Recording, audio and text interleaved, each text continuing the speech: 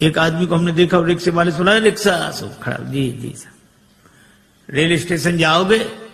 हाँ साहब जाएंगे। तो जाओ, फिर क्यों खड़े हो यहां? महाराज 2 आदमी एक साइकिल रिक्शा पे बैठे 1.5 घंटे तक, और उतरे तब उसे अठन्नी दे दी। वो बोला बाबूजी कम है। तो क्या बोले? कम है, हैं? अपना मकान लिख दे तुम्हारे नाम, जमीन लिख दे, कम है। दूसरा क्या कहते? अरे ये छोटे लोग, इनके मुंह मत लगो, चलो। और वो क्या कर, अठन्नी लेना कि नहीं? तुम नहीं, वापस दे दे मुझे। बेचारा चुप होकर रह गया, क्या करे। पर ऐसी परिस्थिति में भगवान राम केवट को आदेश नहीं देते कि नाव लाओ, केवट से नाव मांगते हैं। मानो श्रमिक के श्रम का सही मूल्यांकन भगवान ने किया कि नाव पर तो तुम्हारा अधिकार है, तुम अगर चाहो तो हमें पार उतार सकते हो, हम नाव मांग रहे।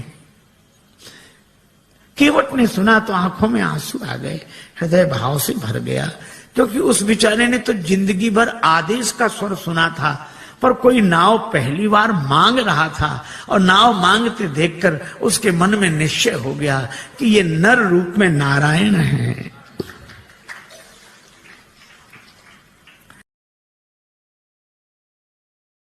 जो श्रमिक के श्रम का इतना सही मूल्यांकन कर सके, वे तो भगवान ही हो सकते हैं। कहा ही तुम्हारा मरम मैं जान गया। भगवान कहते नाव इधर लाओ, केवट उधर ले गया। भगवान ने कहा इधर ले आओ, नहीं लाऊंगा, मैं जानता हूं आपके बारे में अच्छी तरह।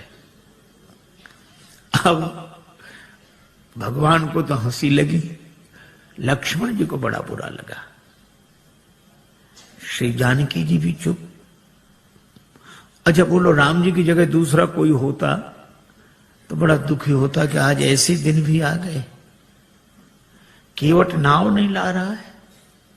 दूसरा कोई होता तो ये सोचता कोई बात नहीं, दिन खराब है, समय की बात है, अच्छे दिन आने दो, सबसे पहले तुम्ही को देखेंगे। पर भगवान हंस रहे, बेहसे करुणायन। गम को सहने में भी कुदरत ने मजा रखा है। एक कवि ने कहा कि दिल दे तो इस मिजाज का परवरदिगार दे, जो रंज की भी घड़ियां खुशी से गुजार दे। भगवान मुस्कुरा रहे हैं, केवट नाव के लिए मना कर रहा। एक महात्मा से किसी ने कहा कि हम बहुत परेशान रहते हैं और परेशानी से मुक्त होने का उपाय बताओ। महात्मा बोले शान से परे हो जाओ, परेशान रहोगे ही नहीं।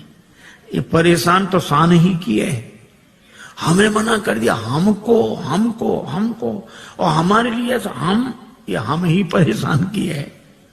भगवान मुस्कुरा रहे हैं।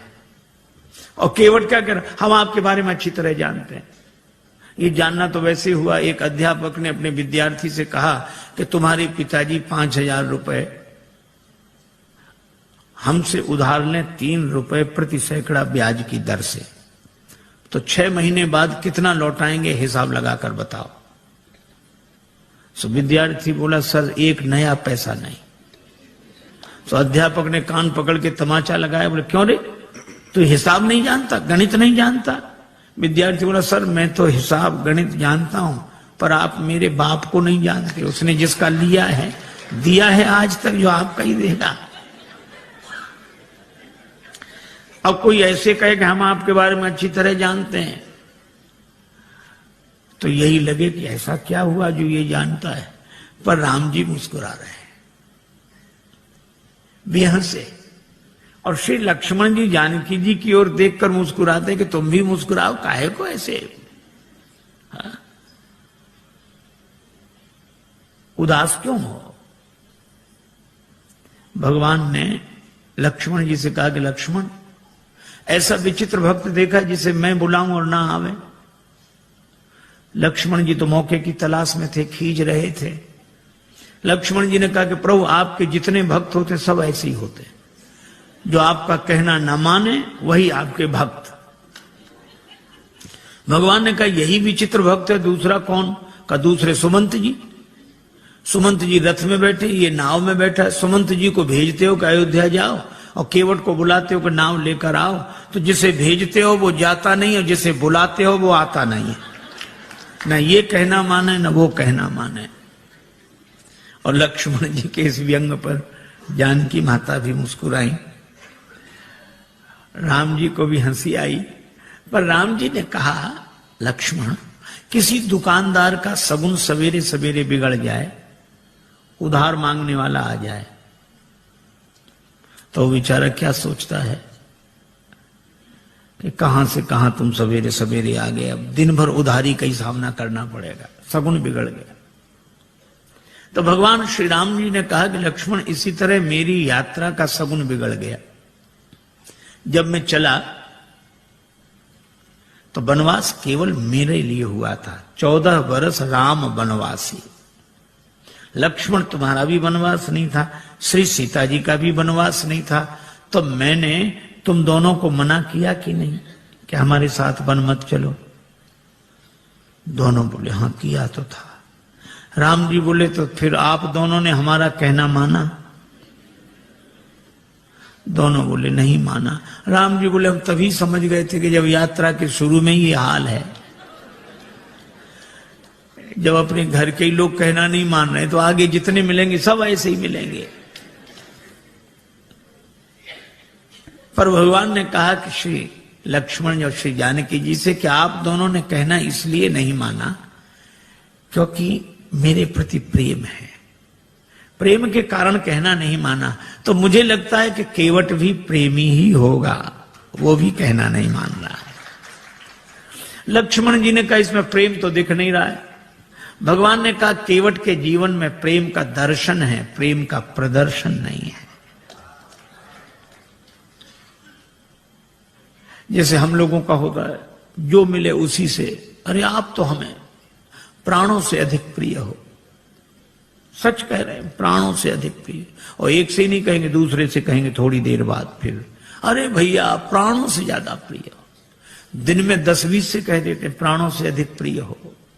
ये तो भगवान की बड़ी कृपा है कि प्राण ये सुनकर नाराज नहीं होते। नहीं कहीं प्राण नाराज हो जाए कि हमसे ज्यादा प्रिय है तो इन्हीं को रखो, अब हम जा रहे हैं। कोई नहीं कहेगा। केवट के जीवन में प्रेम का दर्शन है। लक्ष्मण जी ने कहा कि महाराज इसका प्रेम तो आप ही समझो। अच्छा केवट क्या सोच रहा है? केवट जान गया है कि आप भगवान हैं, पर केवट कहता है कि आपको कोई रोक नहीं सका। जनकपुर वाले जनकपुर में नहीं रोक सके, आप अयोध्या आ गए। अयोध्या वाले अयोध्या में नहीं रोक सके, आप श्रृंगवेरपुर आ गए। और श्रृंगवेरपुर के राजा श्रृंगवेरपुर में नहीं रोक सके, आप गंगा जी किनारे आ गए। और अगर मैं भी आपको नाव में बिठाकर पार कर दूंगा तो फिर मेरी भी क्या हिम्मत जो मैं आपको रोक लूं। तो उपाय यही अच्छा है, न नाव लाऊंगा न पार करूंगा, अपने आप रुके रहोगे। कहा ही तुम्हारा मरम नहीं जाना।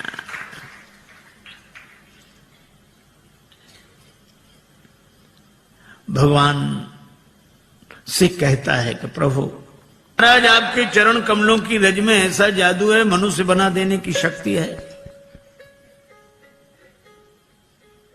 शिला को चरण छुला दिया, नारी बन गई। भगवान ने कहा तो शिला तो पत्थर की होती, तुम्हारी नाव कोई पत्थर की है? केवट बोला वाह महाराज, शिला तो देर में बनी होगी, ये तो लकड़ी तो पत्थर से कोमल होती है। पाहनते बन बाहन काठ को कोमल है, जल खाई रहा है। ये तो और जल्दी बनेगी। पानी में पड़ी हुई लकड़ी और कोमल होगी। भगवान ने कहा क्या उपाय क्या है, क्या चाहते हो? केवट बोला हम क्या चाहते हैं, आप पार जाना चाहते हो कि नहीं? भगवान बोले हमें तो जाना ही। तो फिर ये कहो आप चाहते हो पार जाना? हाँ, तो जो प्रभु पार अवसिगा चाहो, मोहि पद पदुम पखारन कहो। अपने चरण कमल धोने के लिए कहो। भगवान ने कहा कि वैसे काम नहीं बनेगा। केवट बोले कैसे बनेगा? ये नाव बनेगी नारी यहां गंगा जी किनारे, और जब नारी बनेगी तो घर में बैठेगी, लेकिन जब ये घर में बैठेगी तो घर में जो पहले से बैठी है वो, उसको तो लगेगा कि नहीं कि नाव नारी बन गई, वह तो सोचेगी नाव बेचकर दूसरा विवाह करके लाया। और महाराज घरनी घर क्यों समझाई हूं जू, उसको मैं कैसे समझाऊंगा? लक्ष्मण जी ने कहा हद हो गई, भगवान को समझा रहे और पत्नी को नहीं समझा सकते। केवट बोला महाराज अपने अपने अनुभव की बात है, भगवान को समझाना आसान है, बहुत कठिन है। राम जी खूब हंसे, लक्ष्मण जी भी हंस रहे हैं केवट की इन अटपटी बातों पर। भगवान बोले तो और कोई उपाय? एक उपाय है। क्या? यही घाट ते थोड़िक दूरी अहे कटिलों जल था दिखाई हो जो, थोड़ी दूरी पर कमर तक जल है, आराम से निकल जाओ। भगवान बोले वही ठीक, बताओ। केवट बोला वाह महाराज अभी सवेरा हुआ है, यात्रियों का आना जाना शुरू हुआ है, हम आपको वो जगह बताने जाएं सब देख लेंगे, हमारी नाव में कौन बैठेगा, रोजी रोटी का सवाल है, ऐसा नहीं। तो फिर आप दिन भर रुको, जब सूर्यास्त हो जाएगा सब लोगों का आना जाना बंद होगा, मैं जाके बता दूंगा, फिर रात को निकल जाना, चाहे सवेरे निकल जाना। भगवान बोले लक्ष्मण चरण धुलाना ही ठीक है, यहां कहां रुकेंगे। केवट कहता है कि चरण धोने के लिए कहो। पात भरी सहरी सकल सुत बारे बारे, केवट की जाति कछु वेद ना पढ़ाई हो, पूरा परिवार मेरो याही लाग राजा जू हो, वित्तहीन कैसे दूसरी गढ़ाई हो। अगर ये नाव नारी बन गई तो फिर यह भी तो सोचो महाराज, कर पूरे परिवार का पालन इसी नाव से होता है, तो परिवार का पालन करने वाला साधन तो चला जाए और घर का एक सदस्य और बढ़ जाए। महाराज कृपा करो आप तो। अच्छा, अब इसमें एक बड़ा तात्विक संकेत है। केवट कहता है कि नाव नारी न बने। हम लोग भी व्यवहार का काम करते हैं, दुकान चलाते हैं, व्यापार करते हैं, पैसा लेते हैं, देते हैं। श्री तुलसीदास जी कहते कि सब करो कोई बात नहीं। केवट भी यही करता है, धंधा करता है, यात्रियों को बिठाता है, उस पार ले जाता है, पैसा लेता है। लेकिन इस केवट की सबसे बड़ी विशेषता एक है कि यह नाव तो चलाता है, लेकिन नाव गंगा जी में चलाता है। और गंगा जी क्या है? का राम भक्ति जहां सुरसरी धारा। इसी तरह हम दुकान व्यापार आदि सब करें, लेकिन भक्ति की भाव धारा से जुड़कर करें। यही केवट प्रसंग का संकेत है। भगवान ने कहा अगर तुम्हारी नाव नारी बन गई तो पार करने वाली खुद पार हो जाएगी, जड़त्व से मुक्त हो जाएगी। केवट बोला सो तो ठीक है, लेकिन नाव नारी बनेगी तो घर में बैठेगी, और इसका अर्थ कि मेरी बुद्धि अगर चैतन्य हो गई तो आत्मन्यो आत्मना तुष्टा के भाव से घर में बैठेगी, तो भक्ति की गंगा जी तो छूट जाएंगी। प्रभु मैं ऐसी मुक्ति नहीं चाहता जो भक्ति की गंगा जी से दूर कर दे। वह नहीं बंधन की जो अज्ञानता से बांध ले मन, और फिर सहसा कभी भी टूट सकता हो अकारण। मुक्ति छू पाए न जिसको मैं उसे बंधन कहूंगा, जो मरण को जन्म समझे मैं उसे जीवन कहूंगा। महाराज मुझे मुक्ति नहीं चाहिए, और आपके चरणों की रज मुक्त कर देने वाली है, तो इस मुक्त कर देने वाली धूल को ही धो डालूंगा। काहे से धोगे? गंगा जल से। और कितना बढ़िया संकेत है कि इस मुक्त करने वाली रज अर्थात रजोगुण जन्य कामना को भक्ति के भाव जल से धो डालूंगा। मुक्ति नहीं चाहिए, सगुण उपासक मोक्ष न लें। भगवान ने कहा तो फिर धो लो चरण, क्या दिक्कत है? केवट बोला ऐसे नहीं धोऊंगा, कहोगे तब धोऊंगा। मोहि पद पदुम पखारन कहाहू कहो। श्री राम जी ने कहा कि काहे को इतनी जिद कर रहे हो? अरे बहुत लोगों ने हमारे चरण हमसे बिना पूछे धो लिए, हमने मना थोड़े ही किया। तुम भी धोगे तो मना थोड़े ही करेंगे, पर कहलाते क्यों हो? और फिर हमको संकोच होता, हम कैसे कहें कि हमारे चरण धो लो? अरे किसी श्रद्धे के प्रति किसी की श्रद्धा है तो चरण छू ले, पर ऐसा कौन श्रद्धे होगा जो अपने चरण फैला कह के चलो छुओ? ऐसा तो वही कह सकता है जिसका शर्म से कोई संबंध ना हो। अब भगवान कैसे कह देंगे हमारे चरण धो? और केवट कहता कहोगे तभी धोएंगे। तो भगवान ने बिना कहा कि बिना पूछे धो लो। बहुतों ने धो लिए। केवट ने कहा सुनो महाराज, जिन्होंने बिना पूछे आपके चरण धो लिए उनकी अपनी गरज रही होगी, उन्हें भवसागर से पार जाना होगा, इसलिए उन्होंने आपके चरण आपसे बिना पूछे धो लिए। लेकिन यहां गरज मेरी नहीं, यहां गरज आपकी है। मुझे पार नहीं जाना, पार आपको जाना है। इसलिए अगर पार जाना हो तो कहो कि हमारे चरण धोकर हमें पार कर दो। भगवान मुस्कुराए कि केवट सब कुछ पाए ले रहा है, पर इतना चतुर है एहसान रत्ती भर नहीं। आपकी गरज है, कहना हो कहो। लक्ष्मण जी बोले अगर चरण धुला लें तो? लक्ष्मण जी बोले सुन, पहली बात सुन, भगवान से भी बहस कर रहा है, कहीं भगवान नाराज हो गए तो वापिस चले जाएंगे। केवट बोला नहीं जाएंगे। कहा ही तुम्हारा मरम में जाना। श्री जानकी जी भी साथ आई हैं, और मरम शब्द का एक ही अर्थ है, रकार रामचंद्र हैं, मकार मातु जानकी। तो ये रकार रूपी राम जी मकार से घिरे हुए हैं, अर्थात श्री जानकी जी की कृपा के कारण आए हैं, और जानकी जी उपस्थित हैं तो श्री राम लौट नहीं सकते, वो तो कल्याण करके ही जाएंगे। अच्छा सो तो ठीक है। भगवान बोले अगर चरण धुला लें तो? केवट बोला चरण धुला लो तो कोई हम पर एहसान करोगे? औरों से उतराई लेता हूं, आपसे नहीं लूंगा। नहीं लोगे ना? पद कमल धोए चढ़ाई नाव, ननाथ उतराई चहो।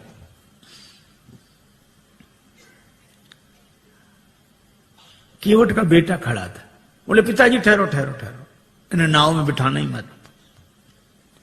क्यों? चरण धो लेंगे, फिर क्या कठिनाई है? चरण छुलाने से तो शिला नारी बनी थी। केवट का बेटा बोला इनके हाथों से भी खतरा है। चरण इन्होंने शिला को छुलाए थे, हाथ इन्होंने धनुष को छुलाए थे। छुअत ही टूट पिनाक पुराना। अगर चरण छुलाने से नाव के नारी बनने का डर है तो हाथ छुलाने से नाव धनुष की तरह टूट जाएगी। इनको किसी भी दशा में बिठा लो ही मत ना। लक्ष्मण जी ने सुना कि केवट है सो है, बेटा और गजब। पर केवट बोला नहीं नहीं, चरण धुला लेंगे बस। भगवान से केवट कहता है उतराई नहीं लूंगा। भगवान ने कहा उतराई क्यों नहीं लोगे? केवट बोला आपके पास देने को होगा क्या? बनवासी बने घूम रहे हो, तो जो बात आप बाद में कहोगे तो हम पहले ही कहे दे रहे हैं कि उतराई नहीं लेंगे। अच्छा नहीं लोगे उतराई, इसका प्रमाण क्या है, सबूत क्या है?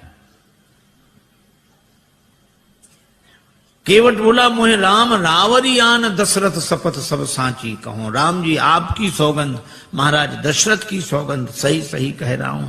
श्री लक्ष्मण जी को लगा कि भगवान ने शीलवश जितनी ढील इसे दे दी है, अब ये कोई बोलने का ढंग है कि हमारी बात बिल्कुल सही है, आपकी कसम, आपके बाप की कसम। बोलने में तो ऐसे ही लग रहा है, पर केवट ऐसे बोल नहीं रहा था। बोल नहीं रहा था, बोल नहीं पा रहा था। वो कह रहा था मैं आपकी सौगंध ऐसे कर रहा हूं जैसे दशरथ शपथ, भीष्म प्रतिज्ञा, बलिदान, इसी तरह ये शब्द है दशरथ शपथ। दशरथ शपथ की तरह मैं आपकी सौगंध कर रहा हूं। लेकिन बेचारा बोल नहीं पाया। लक्ष्मण जी को लगा कि अच्छा, धनुष पर बाण चढ़ाया, तैयार हो जा मरने के लिए। पर केवट उसी तरह बोला, बाण को देख, हाँ चलाओ चलाओ बाण, मार दो मार दो, मेरा परम सौभाग्य है, मारो तो बाण। लक्ष्मण जी को लगा ये मौत से भी नहीं डरता, तो इसको डराने का उपाय क्या है? तेरा परम सौभाग्य कैसे? केवट बोला, अभी थोड़ा ही पता लगेगा, मर जाऊंगा, फिर जांच होगी, उस जांच में मैं बड़ा सौभाग्यशाली माना जाऊंगा। क्यों?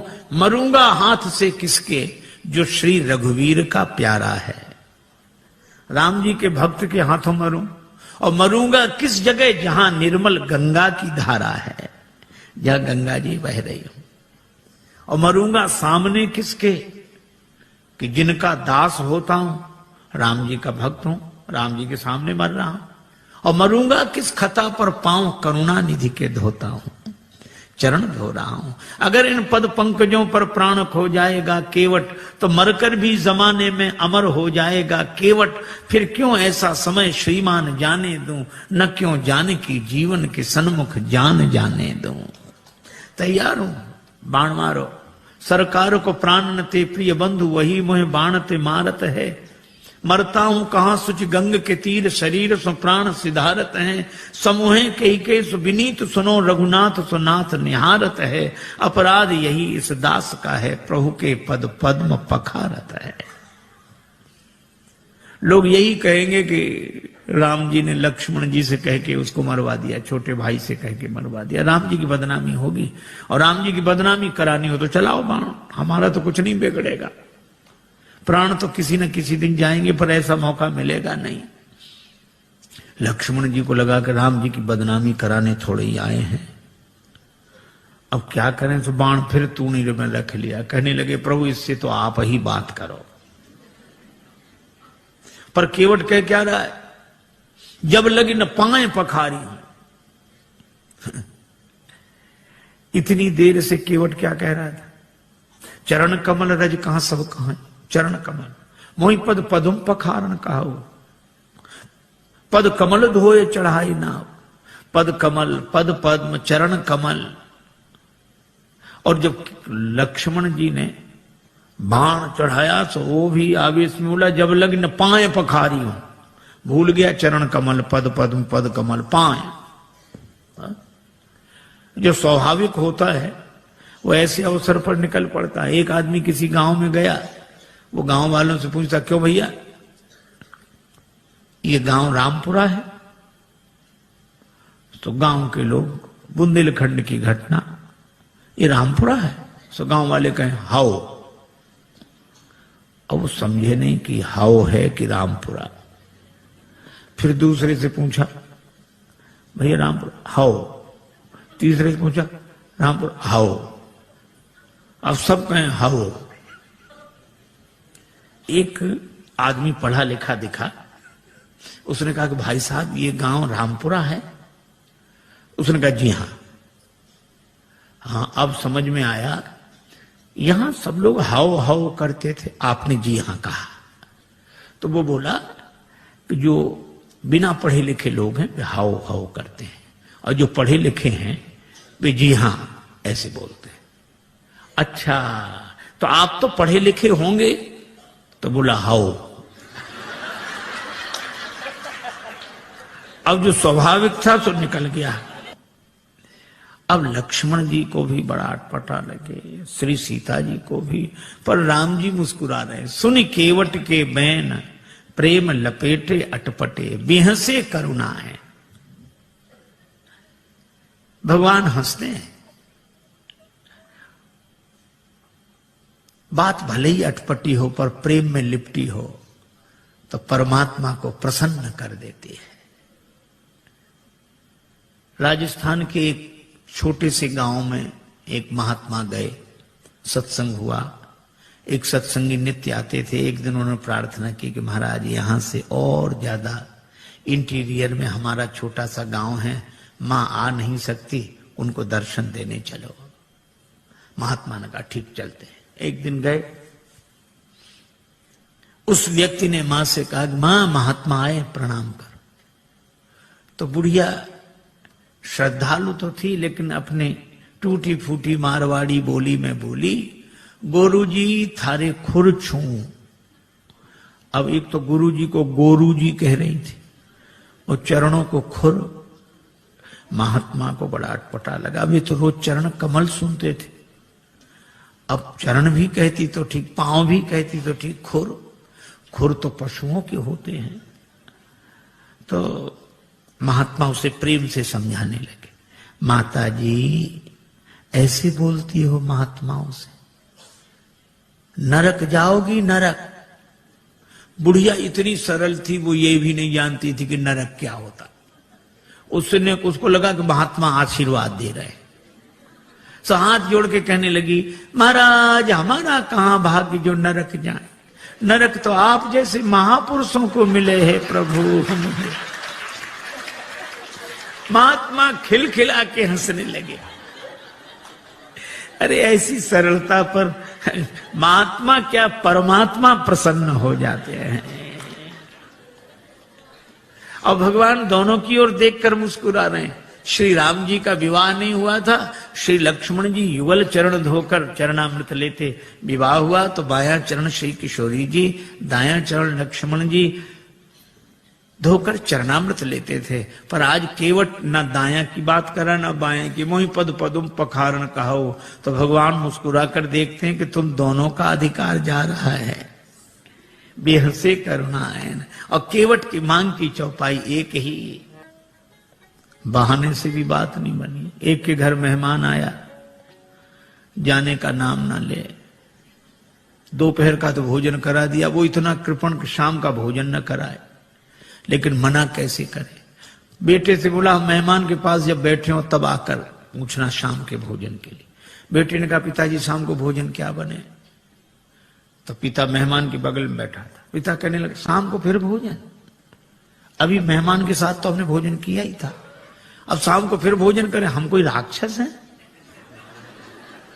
मेहमान से पूछ लो, मतलब मेहमान भोजन करे तो राक्षस। बेचारे मेहमान ने भी कह दिया कि नहीं ठीक है, हो गया। बहाने में लोग बड़े चतुर। एक महात्मा किसी वृद्धा माता के यहां भोजन को गए, मैया ने सब भोजन परोस दिया, पंखा लेके बैठ गई। थाली में पीछे पापड़ रखे थे, पापड़ परोसना भूल गई। अब महात्मा का मन पापड़ पे जाए बार बार। मन का ये स्वभाव है, जो करोड़ों की चीज मिली हो तो उसे 2 कौड़ी की लगती है, 2 कौड़ी की चीज ना मिले तो करोड़ों की लगती है। उधर ही देखे, लेकिन मांगने में शर्म भी लगे और बुढ़िया को याद ना आवे। सो महात्मा बोले मैया भगवान की बड़ी कृपा, आज जो आपका दर्शन हो गया। क्यों? रास्ते में बड़ा लंबा सांप मिला। सांप? हाँ लंबा था बहुत। कितना लंबा महाराज? यहां से वो पापड़ की थाली रखी। बुढ़िया बोले अरे महाराज पापड़ परोसना तो मैं भूल ही गई। महात्मा बोले हम तो बता रहे थे कि सांप कितना लंबा था। तो कई बार बहाने से भी बात बन जाती, युक्ति से बना लेना चाहिए, लेकिन कई बार बहाने से भी बात नहीं बनती। एक के घर मेहमान आए जाए नहीं, और बेचारा घर वाला संकोची कुछ कहे नहीं। 5-7 दिन हो गए। एक दिन पति पत्नी से बोला कि देवी ये मेहमान तो जाता ही नहीं, कोई उपाय। पत्नी बोली और खिलाओ पिलाओ और सम्मान करो, काहे को जाएगा वो। देखो देखो ये व्यंग मत करो, तो उपाय बताओ। पत्नी बोली उपाय तो है 3 मर्ज, उपाय 1। बुखार हो, जुखाम हो, मेहमान हो। ज्वर जुखाम और पाहुना, ज्वर जुखाम और पाहुना, इनका एक उपाय, लंघन दे दो तान के फिर न वापस आए। लंघन दे दो बुखार नहीं आएगा, लंघन दे दो जुकाम नहीं आएगा, लंघन दे दो मेहमान नहीं आएगा। हाँ ये बात तो ठीक है, लेकिन अब हम लोग भोजन बनाएं उसे ना दें तो एक दिन ना बनाओ। तो नहीं बनाने का तो कोई कारण होगा। झगड़ा, हम लोगों में झगड़ा होते नहीं, झूठा ही झगड़ा कर लो। अब बाहर वाले कमरे में मेहमान बैठा, भीतर जोर जोर से इन्होंने झगड़ा करना शुरू किया। पति ने डांटना शुरू किया और पत्नी ने, मुझे देखो तो मुझे डांटते रहते और आज और ये, आज भोजन ही नहीं बनाऊंगी मैं। पति बोला बनाना ही मत। मैं कोई मर नहीं जाऊंगा एक दिन भूखे। अब जो झगड़ा शुरू हुआ और मेहमान ने सुना कि आज इन्हीं को नहीं मिल रहा है, तो उसने अपना थैला उठाया गया। पत्नी ने देखा कि गया, पति ने देखा गया। तो पति बोला आप काहे को रो रही हो, हमें कोई सच्चा डांटा था, हमने तो झूठा डांटा था। तो पत्नी मुस्कुरा कर बोली मैं कोई सचमुच रो रही हूं, मैं तो झूठे ही रो रही हूं। लेकिन आश्चर्य, तब तक मेहमान भीतर, हम कोई सच्चे गए थे, हम भी तो झूठे ही गए थे। कई बार प्रयास करने पर भी काम नहीं बनता। भगवान ने बड़ा प्रयास किया पर केवट बोला साफ साफ कहो, प्रभु धो लो। प्रेम पराधीन प्रभु की यह अभय वाणी सुनकर केवट गया, कठौते में जल भर लाया। आहा, उस दृश्य को आप देखें। कठौता एक और रख दिया, बाईं हथेली आगे बढ़ाई, श्री राघवेंद्र का दायां चरण रखा और कठौते से जल छोड़ दिया, लगा धोने। मन में तो यही भाव है कि वही चरण जिन चरणन ते निकसी सुरसरी, बड़े भाव से चरण धो रहा लेकिन पता नहीं लगने दे रहा। श्री लक्ष्मण जी ने कहा कि अच्छा केवट, बड़े भाव के कारण चरण धो रहे हो? केवट बोला नहीं नहीं सरकार, हम तो नाव के कारण चरण धो रहे हैं, भाव के कारण नहीं। भगवान एक पांव से खड़े हैं, केवट बैठा, देवता भी आश्चर्य कर रहे हैं कि ऐसे भक्त तो देखे जो भगवान के सामने एक पांव से खड़े रहे, पर ऐसा भक्त नहीं देखा जिसके सामने भगवान ही एक पांव से खड़े रहे। बड़ी देर हो गई, भगवान ने कहा केवट चरण धुल गए? केवट बोला हाँ महाराज धुला तो, लेकिन तब तक भगवान ने चरण नीचे रख दिया। केवट बोला गड़बड़ी कर दी, चरण गीला था, पहुंच तो लेने देते मेरी इस फटी दुपटी से, आपने पहुंचने नहीं दिया, गीला चरण धरती में रखा, धूल लग गई, दोबारा धोना पड़ेगा। लक्ष्मण जी बोले हो चुके पार, चरण तो गीला रहेगा ही, इसमें धूल लगे इसे धुलाओ, उसमें लगे तो उसे धुलाओ, बस चरण ही धुलाते रहो, कभी दायां कभी बायां कभी। भगवान ने कहा रुको रुको, केवट से पूछने दो। केवट हम कब तक ऐसे ही खड़े रहे? केवट बोला सुनो सरकार, गौतम तीय तारण अधम उदाहरण है, प्रेम से पगों को पखारन मोह दीजिए, और धोए चरण को बिनु पहुंचे धरनी में धरो, लागी रज फेर भ्रम दुगुन ना कीजिए। दोबारा मेरे भ्रम को उत्पन्न न करें। और रेखन में जड़े कण केते देख देख धोऊं। भगवान बोले हम एक पांव से कब तक खड़े रहें? आप एक पगते खड़े याते न कीजिए। जिन विचार जो एक ही पांव होता वे भी तो किसी का सहारा लेकर खड़े रहते हैं, वृक्ष का, डाली का, किसी आदमी का, लाठी का।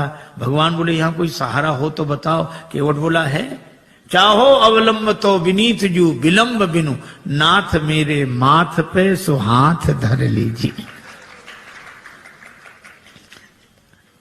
भगवान कहते हैं कि देखो कैसी चतुराई है।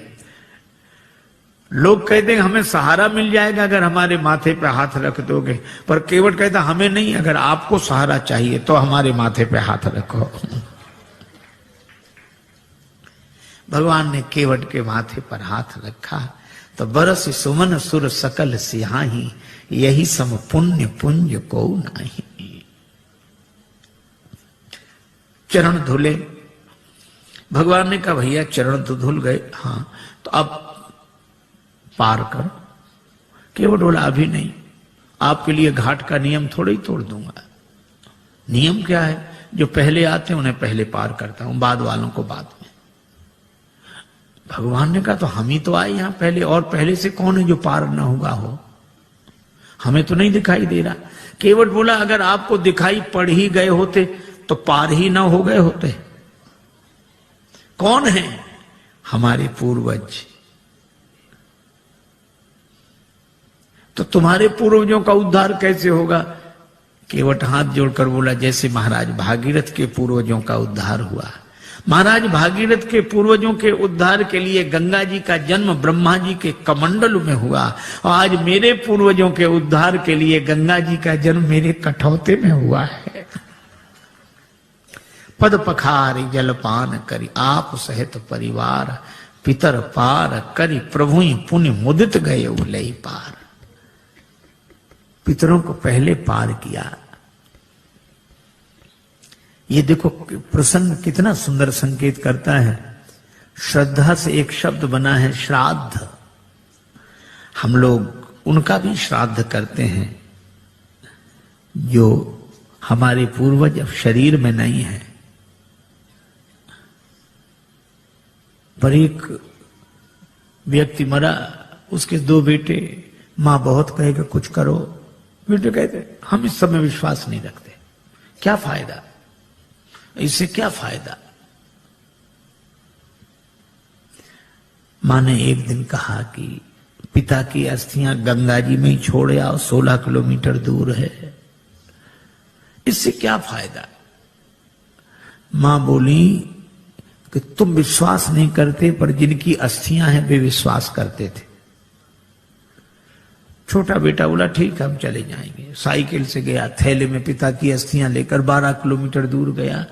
एक नाला बह रहा था, कहां जा रहा, 4 किलोमीटर बाद गंगा जी मिल जाता है। बेटे ने सोचा नाला जा ही रहा, हमारे जाने की क्या जरूरत, वहीं छोड़ दी पिता की अस्थियां। लौट आया, मां ने कहा क्यों, पहुंच गई होंगी।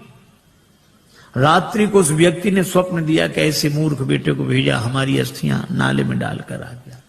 मां ने बेटे को बुलाकर डांटा, क्यों रे पिता की अस्थियां नाले में डाल आया। बेटा बोला तुमसे किसने कहा, तुम्हारे पिताजी आए थे रात को सपना देने। तो भी उसने अपनी गलती स्वीकार नहीं की। बोला पिताजी का तो जिंदगी भर दिमाग खराब रहा, मरने के बाद भी पागलपन गया नहीं है। मां ने डांट कर कहा क्या पागलपन है। बेटा बोला 12 किलोमीटर इधर लौटकर सपना देने तो आ सकते थे, 4 किलोमीटर उधर नहीं जा सकते थे। यह हाल है। आज रक्त के संबंधों का पहले जैसा अर्थ नहीं है। आज रक्त के संबंधों का पहले जैसा अर्थ नहीं है। तर्पण भी मिल ही जाएगा, ऐसी भी कोई शर्त नहीं है। लेकिन केवट का प्रसंग हमें सिखाता है, पितर पार करी प्रभु पुण्य मुदित गए लई पार। और भगवान के चरण कमलों को देखकर गंगा जी भी हर्षित हैं। इन्हें तज ब्रह्म कमंडल में अटकी रही भटकी शिवशीष वर्ष केते बिताए हैं। और जो चरण छूट गए थे केवट ने वही चरण फिर आ मिलाए हैं। केवट ने भगवान को नाव में बिठाया। अब कह रहा है गंगा जी की बालुका में पहले श्री सीता जी, फिर श्री राम जी, फिर निखात राज गुह, फिर श्री लक्ष्मण जी। केवट ने उतरकर दंडवत किया, चरण पकड़े। लक्ष्मण जी बोले वाह, उस तरफ तो अकड़ रहे थे, इधर तो चरण पकड़ रहे। केवट ने कहा वो तो घाट घाट का तरीका है, उधर पार नहीं किया था तो अकड़ कर रोक सकते थे, अब तो पार कर दिया तो चरण पकड़ कर ही रोक सकते हैं।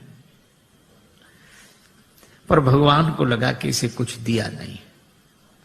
लक्ष्मण जी बोले क्या बात है प्रभु। राम जी बोले इसे कुछ दिया नहीं। अरे और क्या देंगे। कठिनता से चरण धोकर मिले कुछ बिंदु विधि हर को, वो चरणामृत स्वयं केवट के घर जाकर लुटाते हैं। ब्रह्मा जी को जो अवसर मिला, शंकर जी को और जनक जी ने जो अवसर पाया, ये केवट को भी वही मौका मिला। और क्या दोगे। भगवान बोले धीरे बोलो लक्ष्मण ने, उतराई की कौन कहे, चरण धुलाई भी देनी पड़ेगी। चरण भी तो हमने अपने मतलब से ही धुलाए थे। लेकिन दें क्या, कुछ है नहीं। कितना अद्भुत है यह प्रसंग। श्री जानकी जी पिय ही की सी जान निहारी, मन मुंदरी मन मुदित उतारी। मन मुद्रिका उतार कर प्रभु को दी, आप दे दो उतराई। राम जी सोच रहे हैं कि हमारे हाथ में कुछ है नहीं, केवट को दें क्या।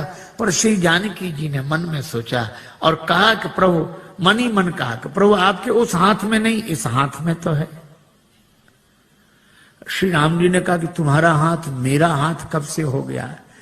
श्री जानकी जी ने कहा कि प्रभु जब से मेरे पिता ने मेरा हाथ आपके हाथ में दे दिया, उस दिन से मेरा हाथ आपका हाथ हो गया।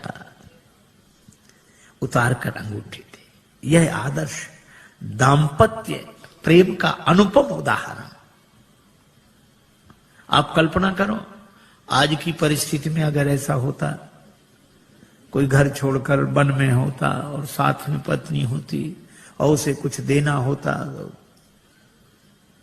बेचारे पति को ही कहना पड़ता कि वो ऐसा है, वो पत्नी के हाँ बोलो, क्या बात, बोलो बोलो, क्या ये अंगूठी। पत्नी क्या कहती, अपना तो सब बर्बाद कर ही बैठे, ऐसा स्वभाव, अब यही और बच्चे तो ले आग लगा दो, चाहे जो कुछ करो, ले यही होता। पर श्री जानकी जी कहती हैं नहीं। या कोई दूसरी भावना वाली देवी होती तो वो कहती अरे ये क्या देंगे, लो हम देंगे, केवट ले। पर श्री जानकी जी यह नहीं करती, राम जी को देती, प्रभु आप दे दो। भगवान ने कहा केवट उतराई ले लो, कहे कृपालु ले हो उतराई, केवट चरण गहे अकुलाई। महाराज नहीं चाहिए। भगवान ने कहा क्यों नहीं चाहिए? क्या तुम्हारे मन में इच्छा नहीं थी? इच्छा थी तब मिल नहीं रहा था, और अब मिल रहा है तो इच्छा नहीं। भागती फिरती थी दुनिया जब तलब करते थे हम, और छोड़ दी हमने तलब तो अब बेकरार आने को है। अच्छा तो तुम्हारे मन में इच्छा क्यों नहीं रही? केवट बोला मैं आपसे मांगने के लिए तैयार खड़ा था कि कहां तक औरों के सामने हाथ फैलाता रहूंगा। राम जी से मांगूंगा तो फिर और किसी से मांगना नहीं पड़ेगा। मैं आपसे मांगने के लिए तैयार खड़ा था। भगवान ने कहा फिर हम बिना मांगे अंगूठी दे रहे हैं, क्यों नहीं दे रहे हो? केवट बोला मेरा विचार बदल गया। कहा क्यों? आपने आती नाव मांगी नाव। केवट बोला ये सुनते ही मेरा विचार बदल गया कि जो मुझसे ही मांग रहा हो, अब मैं उससे क्या मांगू? वह तो बहुत बड़ा है जिससे आप कुछ मांगते हो, लेकिन दीन बंधु वह कितना बड़ा है? वह तो बहुत बड़ा है जिससे आप कुछ देते हो, पर वो कितना बड़ा जिससे आप भी कुछ मांगते हो। मांग कर बड़ा बना दिया है, दे दोगे तो छोटा बन जाऊंगा, बड़ा ही रहने दो। नहीं, भगवान ने कहा ये देने लेने की बात क्या, मजदूरी दे रहे हैं हम तो। केवट ने कहा मजदूरी हम उनसे लेते हैं जिन्हें हम पार करते हैं, जिन्हें हम पार करते हैं उनसे मजदूरी लेते हैं।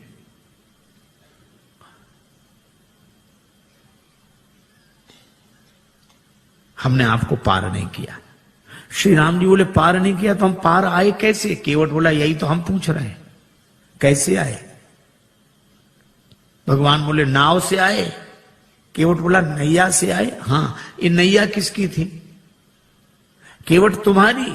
केवट बोला यही तो हम कह रहे हैं कि नैया तो हमारी ही पार लगी है।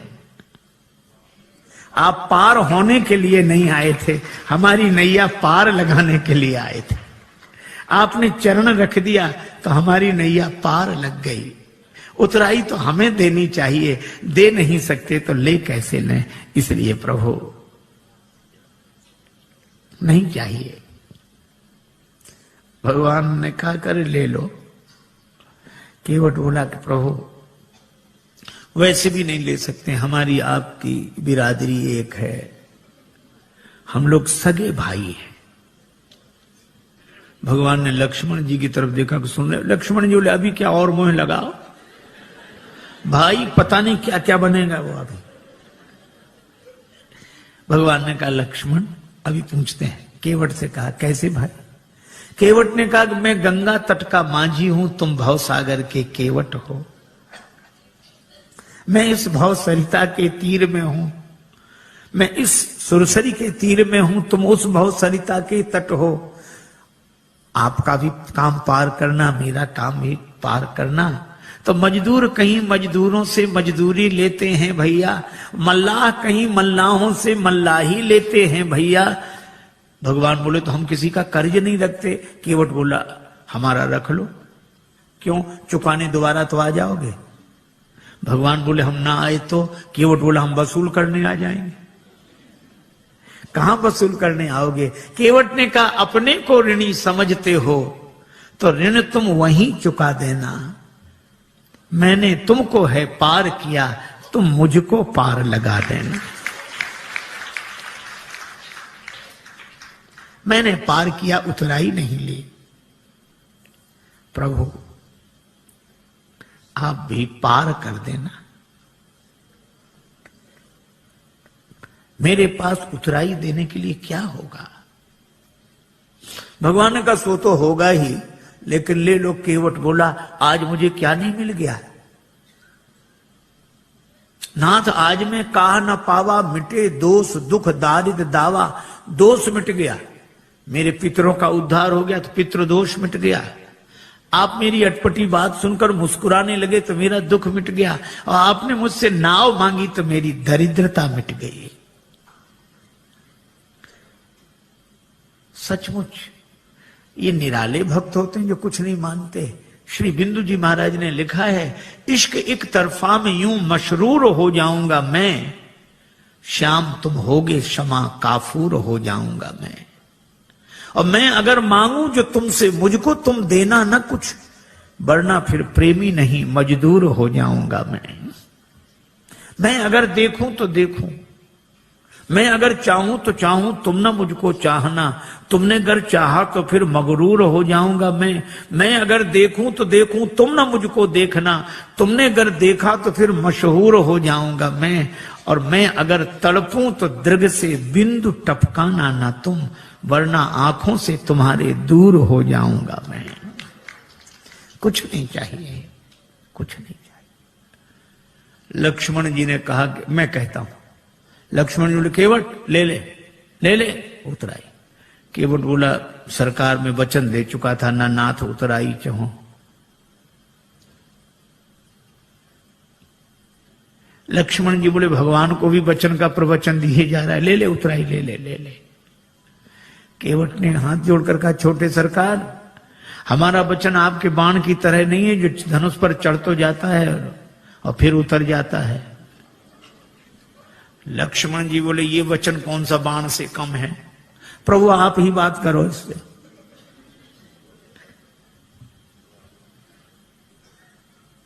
श्री जानकी जी ने कहा कि प्रभु हमारी ओर से कह दे। बहुत कीन प्रभु लखन सिय। श्री जानकी जी की ओर से राम जी ने कहा कि केवट उतराई ले लो। श्री किशोरी जी की अंगूठी है उनकी ओर से। अब तो हंसते रहने वाला, हंसाते रहने वाला केवट भावुक हो गया, नेत्र भर आए, हाथ जोड़कर बोला प्रभु मैंने आपको पार बाद में किया है, पहले आपके चरण धोए और मुझसे पहले भी आपके चरण किसी ने धोए थे, महाराज जनक ने। और महाराज जनक ने आपके चरण धोकर अपनी बेटी जानकी आपको अर्पित कर दी। मैं कैसा चरण धोने वाला जो उसी बेटी की अंगूठी उतराई में ले लूं? मैं दे नहीं सकता तो ले कैसे लूं? केवट के आंसू भर आए और श्री जानकी जी को गंगा जी किनारे भी अपनी मिथिला याद आ गई। भगवान ने कहा केवट तुम कुछ नहीं लेते तो मुझे दे दो। प्रभु आपको क्या दूं? मुझे आज्ञा दो तो मैं जाऊं आगे।